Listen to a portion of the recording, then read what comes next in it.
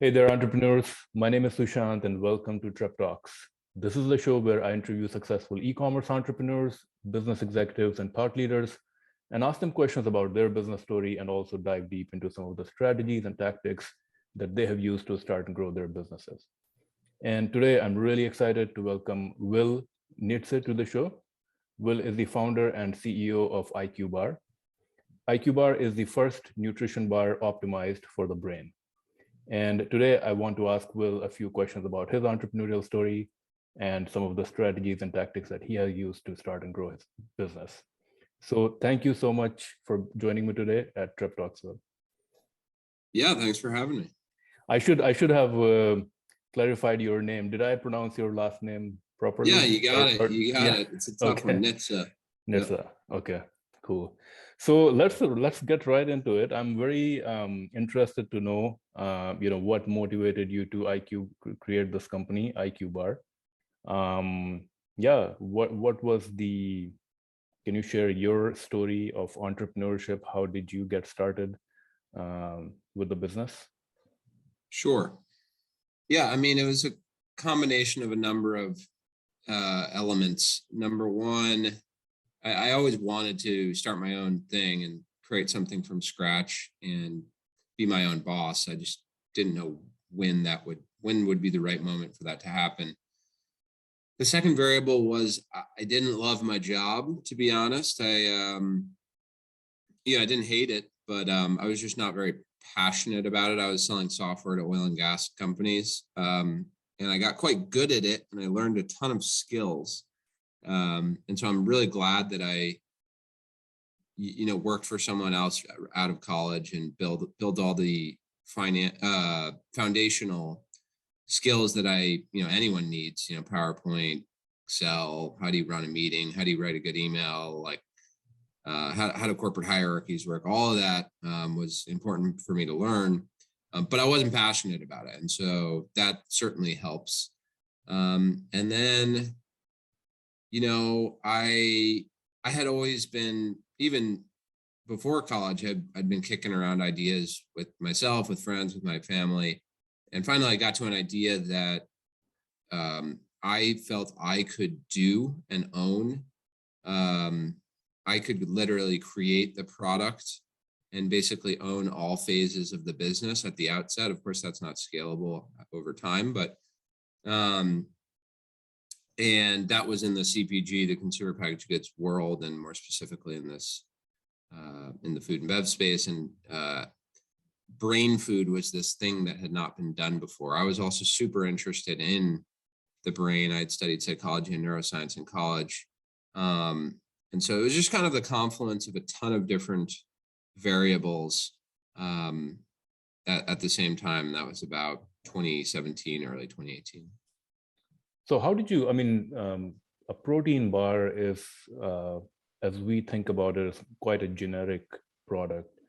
But your bar, of course, is created towards this specific idea of something, about brain nutrition. How did you really come to this idea, and how did you know that if you created this bar, this would be something that would actually sell in the marketplace? I didn't know. I mean, that's kind of the beauty of entrepreneurship and the scary element.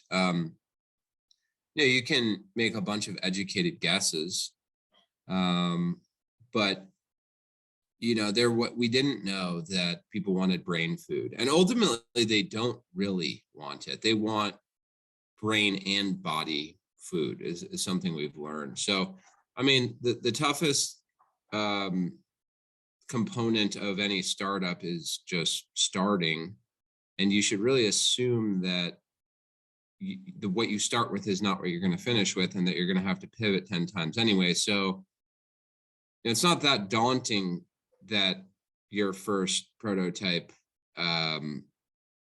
if people don't want your first prototype, no big deal, like just pivot until they do. And that's sort of what we did. And so our bars evolved over time. And then also we've launched an incremental product line, and we'll launch new product lines. And we'll probably pivot those a few times before we get product market fit. But your first product was really the bar. Can you share a little bit about how did you actually come with the product itself? How did you taste test it? What did you think was going to be important in the bar? I'm assuming in the bar space, nutritional content is important, but at the same time, taste and flavor is also very important. Yeah.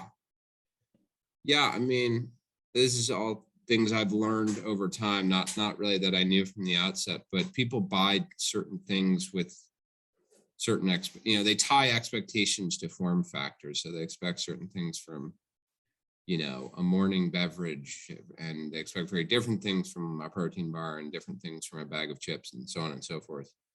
And so with protein bars, typically they're looking for, dietary considerations and nutrition, right? Because if all you cared about was taste, you'd buy a Snickers bar, or if all you cared about was like the absolute freshest meal, you'd eat a salad. Right. So why do you buy a protein bar? You buy a protein bar because you're getting certain nutritional value propositions, and more specifically, protein. And within that, some people are on the plant protein bandwagon. Some people are still consuming whey, whatever. And then sugar and carbohydrates are other really major ones. Fiber is kind of a third one that people tend to care about too. But so that being said, you still have to make it taste good. And, there's a whole host of other considerations, mouthfeel and things like that, as well as cost of goods and 10 other variables. But just from a consumer standpoint, it's really diet and first and foremost, protein and sugar and carbs. So how does IQBAR differentiate itself from other bars, protein bars in the market? And is your goal to take market share from other protein bars, like, someone who is used to purchasing a certain other brand of protein bar? Is your goal, do you target those kind of customers? And is your goal to say, if this person tries IQBAR and they know, how it benefits the brain health and so forth, we can switch them from that bar to this bar? Yeah, I mean, we definitely are trying to take market share from others. In an ideal world, you're bringing people into the market as well. So, it's just, a bar is just a shape, really. I mean, it's just a form factor of food. And if you're hitting on certain dietary, and also it's convenient. And so if you're hitting on certain dietary value propositions that are a good fit for someone, you might convert them into being a bar person. But generally speaking, people, either are bar people or aren't. And so, yeah, you are, the low hanging fruit certainly is people who already buy bars, and you can be a better, more complete offering for that person than, a kind bar or whatever else they've been eating.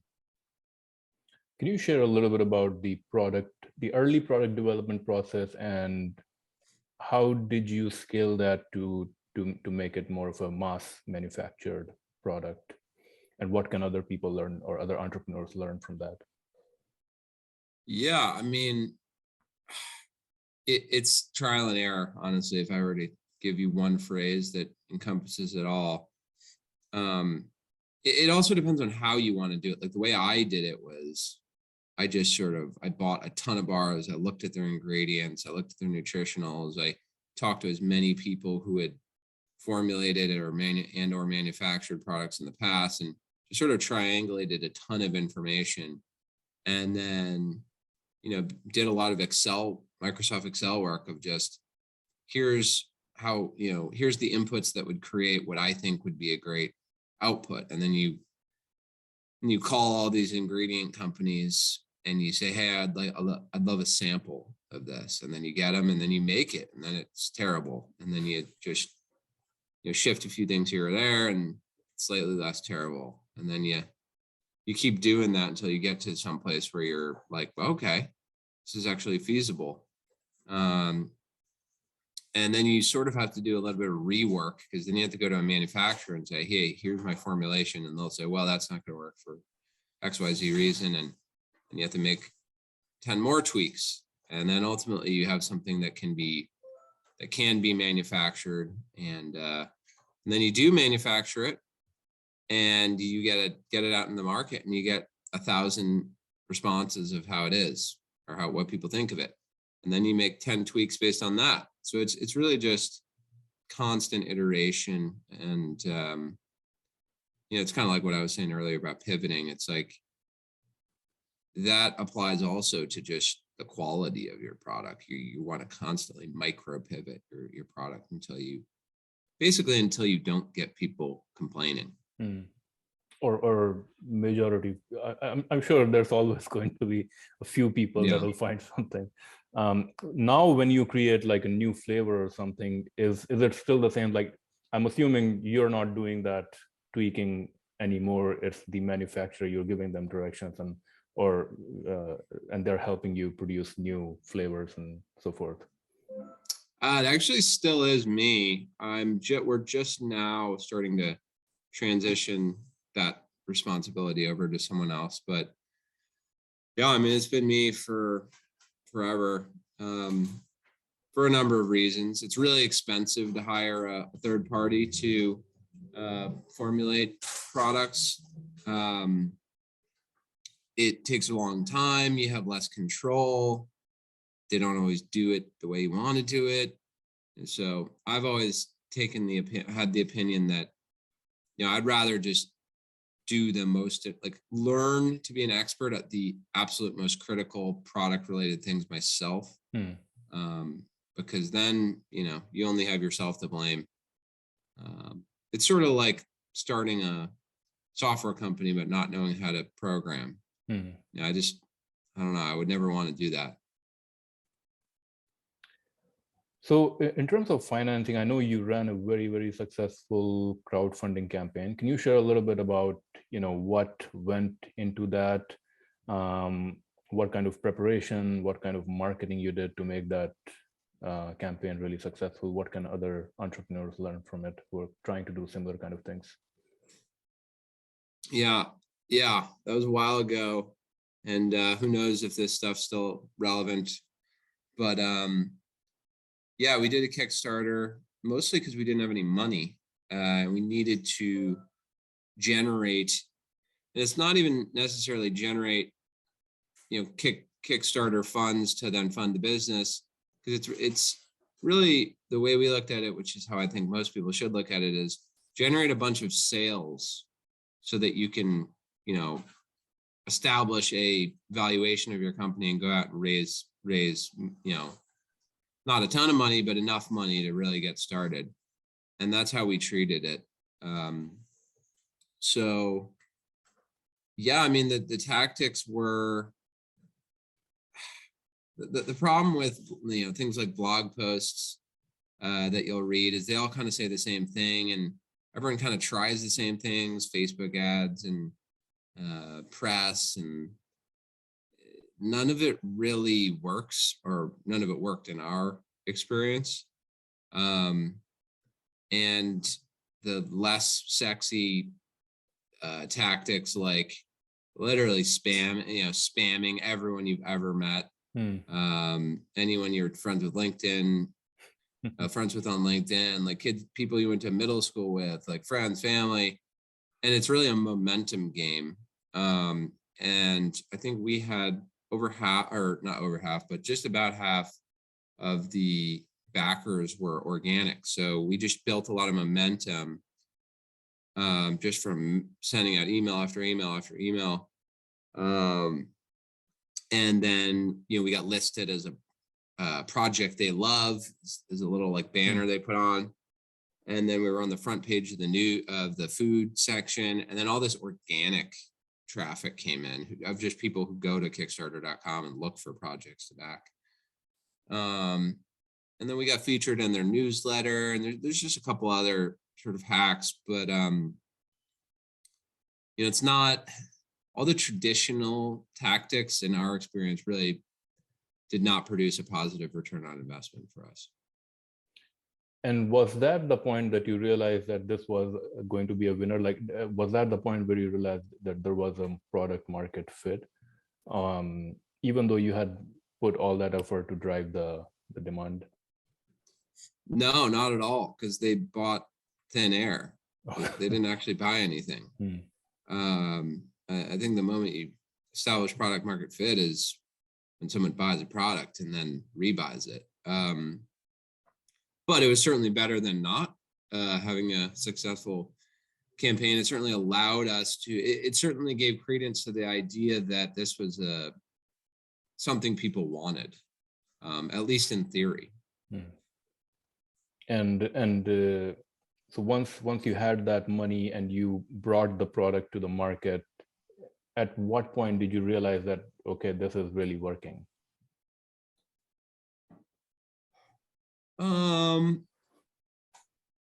I don't know. Sometimes you ask yourself that every day at any stage, of the business. Your business can fail at any time, no matter what. So it's like, it's not working until you've really achieved scale. But I mean, I think probably when we started generating like 20K, 30K, 40K, 50K on Amazon a month, that was a point at which I was like, okay, there is a market, and we can grow that market. So I think it was, really the Amazon growth early on that started convincing me that it had legs. And that growth on Amazon, was it completely organic, or were you doing like Amazon marketing or something like that? No, definitely. I mean, some was organic, but definitely, search marketing, mostly at that point, as well as just, best practices, having good listings, getting reviews, etc. Did you ever try to go for Shark Tank? I know you went to the venture capital route. What was the rationale behind that? Was it really just to get distribution, like contacts who can get the product distributed to a lot of the retailers and so forth? Well, two different questions. The first one, did we ever go Shark Tank? No, although we did apply and we got to the final round, but for whatever reason, I think we were too large maybe at the time, and it was less interesting for them. But the second question on venture capital, pretty easy. We needed money and they have money. If you could never raise money, then you would never raise money. But eventually you get to a point where you just need X amount of dollars. And once you're getting into the, let's say $2.5 million, it's very hard to raise that from individuals. And you sort of have to go, you have to find your way to institutions. And so you want to find the best, most quote unquote strategic institutions possible for you and your business. And did they help? Because when I was looking at your business, I mean, the one most remarkable thing that I at least found was that you had distribution in about like 7,000 different stores or something within the United States. Is that right? Yeah. Yeah. So was that something that you did yourself, or was that something that the venture firm helped you to do that? Because I guess that's probably one of the main reasons why a lot of founders also go to Shark Tank also, right? Just to get the help from those sharks, get their product. Yeah, I mean, sort of. They go on Shark Tank because they want publicity. It's a free commercial. And yeah, I do think like, certain sharks have rapport with buyers at certain retailers, but that honestly, it's not like a win to get into a retailer necessarily. I mean, it is if it's a good fit and you think you can sell well and yada, yada, yada, but just being in a lot of places is can actually put you out of business if you're not careful. So, you just want to be careful about going into the right retail chains. And you're asking how you do it. It's fairly basic. You pitch the category manager or buyer, and they have schedules, and review periods, and you submit for review, and they say yes or no.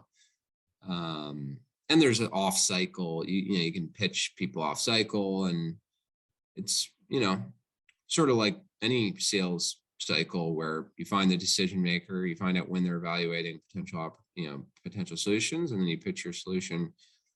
And then 1 out of 3 or 1 out of 4 of them hits, and then you go into that chain of stores and you do everything you can to succeed there.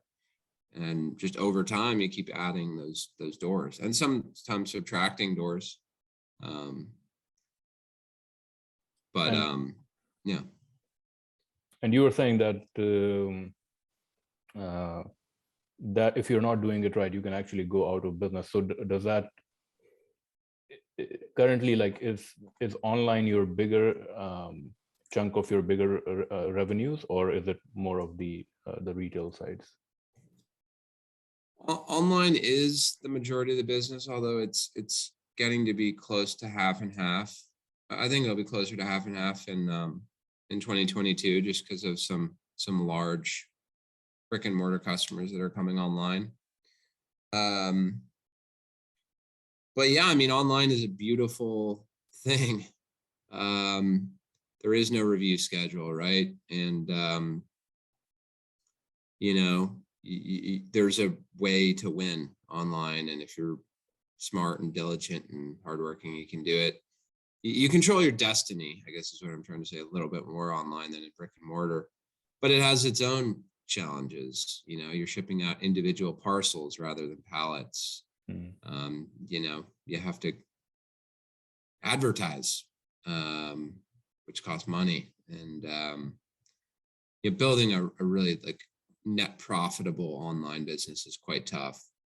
So it's just, there's pros and cons to brick and mortar sales and online. But if you really want to get big and scale to a large extent, you really have to be in both. So online, you would say it's really about data optimization. Like if you're doing advertising, it's really about getting to that level where your return on ad spend is net positive. Yeah, and I mean, some people would even say you don't even ever have to get to that point. Although I think that thought is changing. If you're like a beverage company, right, you may never turn a profit, and you just want to get big enough to get bought.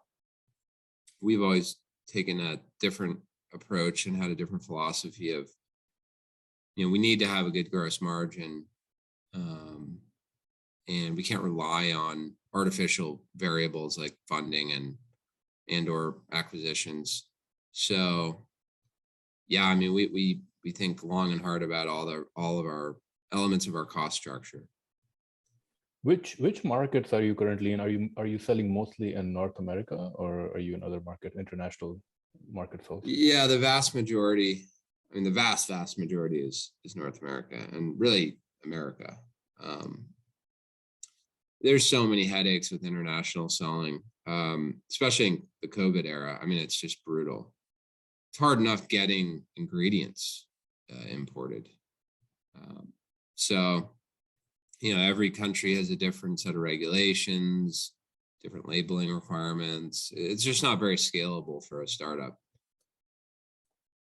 Interesting.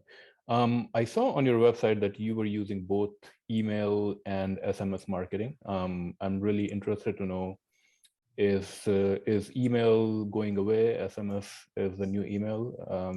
Do you find SMS to be more responsive in terms of like converting sales and those kind of things? What is your thoughts on both?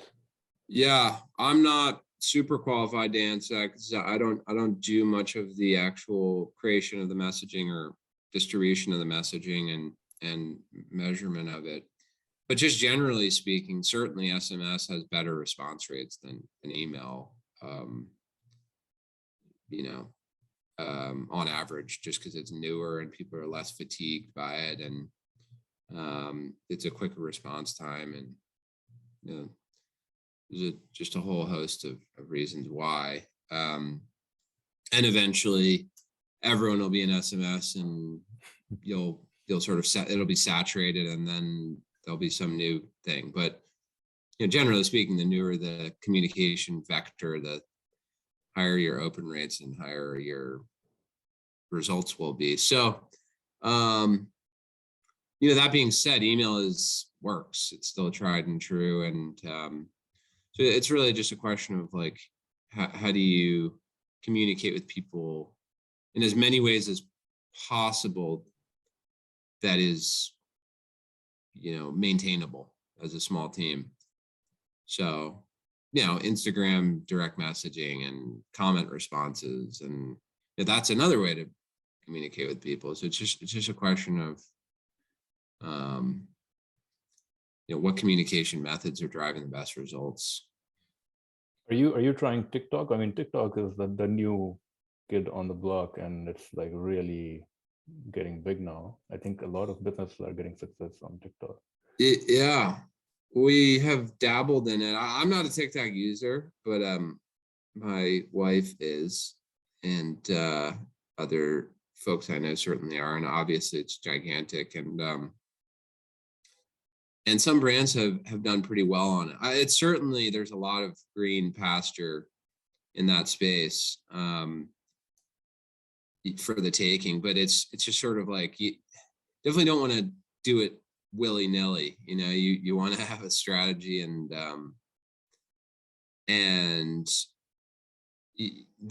that will work for that given platform. I mean, it skews obviously way younger.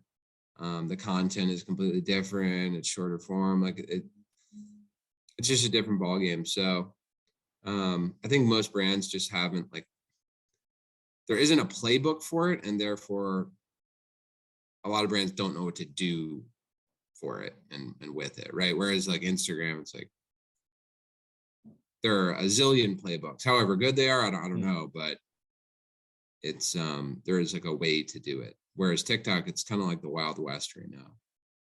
Interesting. Can you share a little bit about your warehousing? It seems like you're pretty big now. So do you work with like third-party logistics? Do you have your own warehouse and workers?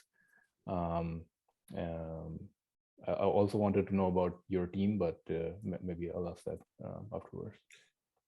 Yeah, I mean, we've done a bunch of different types of warehouse setups. We've worked with 3PLs. We currently operate our own warehouse, just because we want more control over how things are kitted together and shipped out. And I want to be able to reach a person in the warehouse and change something or rush deliver something. Or we had enough headaches with a third party where we just kind of determined we have to bring it under our own wing. Similar deal with supply chain, same deal. We now buy all our own ingredients and everything. So again, like everything else we've talked about, there are pluses and minuses. You have to then hire people and now make sure they're busy, and you got to find the space, and blah blah. But I would definitely say it was worth it. How big is your team now? Still pretty small. I mean, we're about 10 people. Including the warehouse staff, or? Yeah, I mean, there's 3 folks at the warehouse. I think with them we're at 11 people. Okay. Now we're going to move on to the rapid fire segment, where I'm going to ask you a few questions and you have to answer them in one word or as few words as possible. So the first one is, do you have any book recommendations for entrepreneurs or business professionals in 2022, and why? I do. There's just one book I read recently. I had already read it before. I reread it, called Traction. I think it's my all-time favorite business book. why. It's just very like prescriptive. It just tells you what to do, how to do it, and why it's a good idea to do that. There's very little fluff in it, like many business books have. And you thought you were able to apply some of those that information in your business? I mean, it's a longer term scope in terms of like how it's hard to implement it, and it takes a long time to implement it. But yeah, I mean, certainly it's changed the way I think about making investments in, you know, advertising or entering new markets or things like that. An innovative product or idea in the current e-commerce, retail, or tech landscape that you feel excited about? E-commerce, tech, or what was the third one? Innovative product or idea in e-commerce, retail, or technology. I think, I mean, to come back to SMS, there's this one other brand that I think does SMS really well. It's funny. It's like people are obsessed with things that are automated and tech enabled and infinitely scalable. But from our perspective, it seems like they actually have a team of people who text, you know, SMS, respond to people. And on the face of it, it seems incredibly unscalable. But I think, you know, I don't know, I'm not them, but I think what they've found is it's net on the whole, it's actually a really good idea because it generates more purchases quicker, more loyalty, and things like that. So it's a product. It's actually sort of the opposite of a high tech thing I'm excited about. Is it a product based business or something different? Yeah, it's a consumer packaged goods company. Okay. A business or productivity tool or software that you would recommend, or a productivity tip? Oh, it's a good one. I wish I used more productivity tips. Yeah, I would say, and this is not like, I'm certainly not the inventor of this idea, but just minimizing meat, like carving out. I'm still very much a practitioner. Like I do things. I don't just manage. I do a lot in the business, and carving out like a half a day or even a full day to just do one thing is just wildly more productive than doing that over 4 days. And so that to the extent that you can just sort of do sprints, personal sprints on things and block off large chunks of your calendar, for me, that's been helpful. Do you have a mentor or advisor that helps you just manage yourself as an entrepreneur, become more effective as an entrepreneur, or are you pretty much on your own? No, I do. We have investors and advisors, and there are a few that have been really, really great. But they can give high level advice. You ultimately have to be your own teacher, or your experiences have to be your teacher. I've found like no one can really, if you're relying on other people's advice, you're kind of doomed, I think. You need to soak up knowledge and experiential know-how really rapidly and pretty much constantly, such that you're your own mentor in a weird kind of a way. Like you now could be a mentor to you 6 months ago, because a zillion people will give you advice, and in my experience, the best entrepreneurs listen to all of it, throw away 70% of it, and utilize 30%. But that's on you. You have to be smart and capable enough to do that math. A peer entrepreneur or business person whom you look up to, or someone who inspires you? I mean, certainly like the cookie cutter answers like Elon Musk, or I can't help but also be, enamored with people doing just like crazy cool moonshot type projects. I think probably my second favorite business book of all time was Shoe Dog by Phil Knight, founder of Nike. And I don't know, it's just very relatable. Like, he had no idea what he was doing, and he just sort of like bumbled along and figured it out step by step. And he didn't know who to hire, so he just hired a bunch of lawyers because he thought they could generally figure stuff out. And there was no venture capital at the time, so he had to finance it in a really creative way. It's obviously a more old school startup model because it's been around forever, but I think that's probably my favorite story of the starting of a company. And the last question: what's next for you? What is the end game for your business? Like, do you think about an exit strategy, or just continuing to grow the business? I think you do whatever is the smartest thing to do, which is, at this point in time, grow the business, launch new product lines, be successful where you're already selling, try and build a great business. But I think it's sort of silly when people are, they say like, they reduce optionality for themselves. So, I think at some point, ideally the goal would be to be acquired. I don't think we're going to go public or anything like that. I don't think this will be my life's work over the next 4 decades or whatever. But how long that journey goes and all the nitty gritty details are still very much on the table. But, I kind of make a goal for the next 12 months, which is double the business.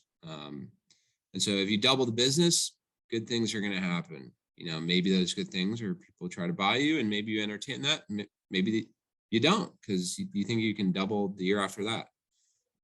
Just sort of take it year by year is my mantra. Perfect. Thank you so much, Will. So that was those were all the questions that I had today. I really enjoyed speaking with you. Thank you so much for your time and sharing all the great advice, your startup entrepreneurial story. So yeah, thank you so much again for joining Trip Talks. Yeah, thanks for having me.